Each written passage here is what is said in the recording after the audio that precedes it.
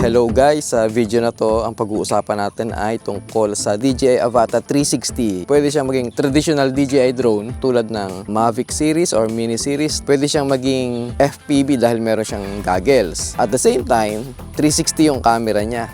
So, marami siyang nagagawa. Pero, hindi porket marami siyang features na ganun, ay perfect na ito para sa iyo. So, pag-uusapan natin ano yung mga bagay-bagay na kailangan mong malaman bago ka bumili nito.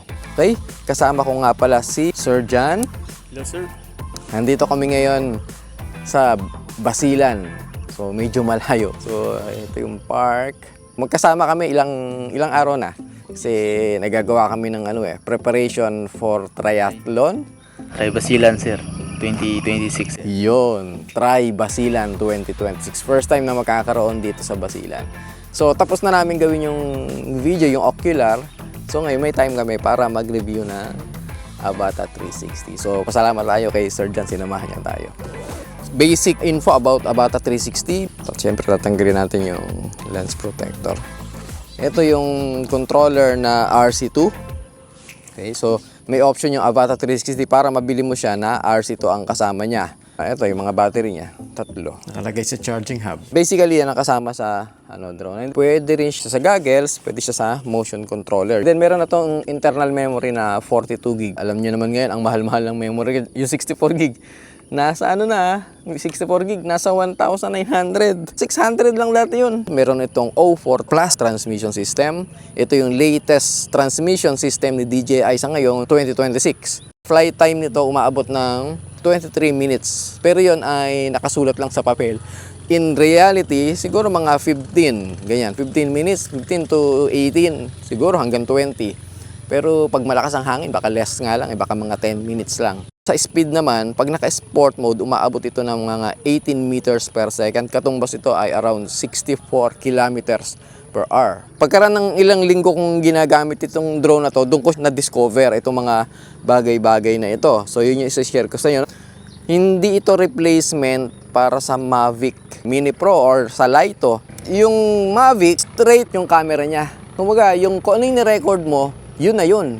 Kung sanay ka mag-pilot ng drone, i-frame mo agad exactly kung ano yung gusto mo. Ang kagandahan ng 360 camera, pwede mong i-record siya na hindi tapat na tapat.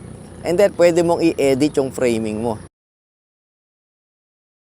Yung footage, pwede mong gawing vertical at saka pwede mong gawing horizontal. Hindi mo kailangan mag-shoot ng panibago kasi doon sa mga Mavic or doon sa mga Mini, mag-shoot ako ng landscape. Tapos pag na-shoot ko na siya, kailangan kong ulitin yung shot na ginawa ko, i-vertical ko naman yung camera. Nauubos yung oras mo, pati yung kinukuha mo na iba yung itsura. Yun ang advantage ng naka 360. Isang shot lang siya, pwede na siyang vertical, pwede na siyang horizontal. And then, 2-in-1. Meron kang 360 at meron kang normal single lens. Kapag gusto mo ay shot na parang FPV, mag-single lens ka. Pagka naka 360, stabilize siya eh. Pero kung ang intention mo ay maging tulad ng lipad ng normal FPV, mag-single lens ka. So nawawala yung stabilizer niya dahil single lens na siya. So kung tumagilid siya or yumuko, tumingala, mararamdaman mo sa video. Unlike pag naka 360 ka, hindi mo nararamdaman. Susunod naman, ang head tracking. Kung saan ka lumingon, nakasunod yung camera view. Yan, halimbawa, beginner ka pa lang, pag magpapalipad ka ng drone, siyempre hindi ka naman sanay sa control.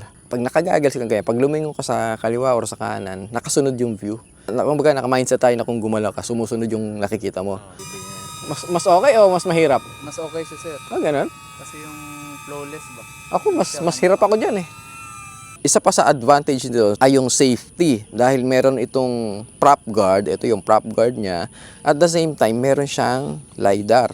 So, ito yung LiDAR niya. Kanyang sensing ng obstacle mas precise compared dito sa normal na obstacle sensor. Ang maganda rito, ginamit niya rin yung main camera niya as obstacle sensor. So, wala naman siyang camera sa side eh.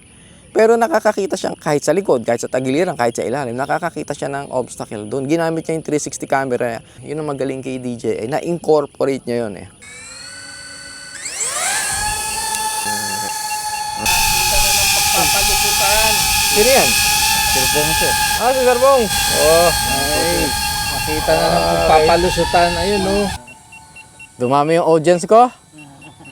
Si Sir Bong, tsaka si Sir Bong uli. Alam niyo po, dito sa shoot namin, kasama ko si Sir Bongbong. Ang maganda pag naka-goggles, pwede kang magpalipad ng mas mabilis. Subukan natin yung ibangga. Ito, Isabela City Park. O, babanggay ko yan, ha? Babanggay. Oh, umiiwas! Yan na, dire-diretso. Oh, galing, umiiwas, oh. Oh, bangga ko rito. Uy! Uy! Oh, oh. Oh, galing, umiiwas talaga. Hindi ko siya iniiwas, naka-straight lang yung kamay ko. Balik ko dito. Dito tayo. Tingnan natin kung kaya niya iwasan to. Whoop, whoop. Oh, dire-diretso lang. Poste. Whoop. Ah, huminto. Nag-break. Ayun, dumiretso. Ah, kaya dito sa halaman. Oh, di ba? Huwag niyo ibangga, Sir Omel. Ibigay niyo na lang po sa akin. So, heto sila. Ayan. Hello. You know, marami akong mga audience. Yan, Sir Bong, Ganda pala Sir Bong, Sir Jan. Drone na Ala. ipamimigay mo sa amin. Sir Omel, abat pa. Kaya ayoko nang may kasamang audience eh. Nahihingin ako na. So, ang tanong, bagay ba sa'yo ang DJI Avata 360? Kung gusto mo ng drone na naiiba sa traditional drones for fun and creativity, willing kang matutong mag-edit ng 360 footage kasi kailangan mong matuto. Yes, bagay sa'yo ito. At kung ikaw naman ay magpapalipad lang for personal use, ay bagay na bagay sa ito. Maliban na lang kung meron din magpapashoot sa'yo na intentional for artwork na 360 yung kanyang video, puro pabilog o kaya pa-tunnel effect, okay din naman ito. Pero yung intention mo ay mag-shoot for events, mga wedding na gan, medyo lihis ka ng kaunti sa purpose. Minsan, mas magandang piliin yung mga ibang drone. Halimbawa, yung Lito, Mini Pro, or yung mga Air, saka yung Mavic. Pero hindi ko sinasabing hindi niya kaya. Kaya niya rin naman. May pagkakataon na need kong Avata 360. Dahil binibigyan niya ako ng freedom na hindi ko magagawa sa ibang drone. Yung freedom nga ng pagre-reframe. Okay guys, so doon nagtatapos yung ating review. Kung nakapulot kayo ng aral or kung may natutunan kayo, wag kalimutan sana mag-subscribe para dumami naman yung ating subscriber at magkita-kita pa tayo sa mga susunod na video. Okay, bye-bye. Bye-bye. Oh, yeah. Ito yung mga maiingay kanina. Ito, yan oh. Hindi ko maituro siya, baka putulan akong daliri. Basta happy ako basta nandito si Omel. Well, oh, happy kami. Masarap makabalik dito sa sa Isabela, sa Basilan, at saka dun sa Malamawi. The best yung Malamawi eh. Sumali kayo ng triathlon. Para makarating kayo ng Malamawi. Suggestion ko, Sir Omel, yung mga nakakakilala sa yung mga nagdo-drone dito sa event natin sa November 8. Pwede mo invite sila. Mag-drone. Oo. Ayun. So yung mga nagdo-drone dito, ni-invite ko kayo na mag-drone kayo. Sa ibang lugar, sa Manila, baliktad eh. Huwag kayong magdo-drone kasi magkakagulo. Pero dito sa Basilan, Open. mag-drone kayo hanggat gusto nyo. I-drone yung event and then i-post nyo kung saan nyo gustong i-post. Para masaya. Mas maraming nagdo-drone, mas maraming nagsishare. Exposure. Maraming exposure. Mas maganda yun para sa lugar ng Basilan. Gusto namin i-promote itong lugar. Kasi ang alam nila sa Basilan, lugar ng gera, lugar ng very peaceful. Kung if possible.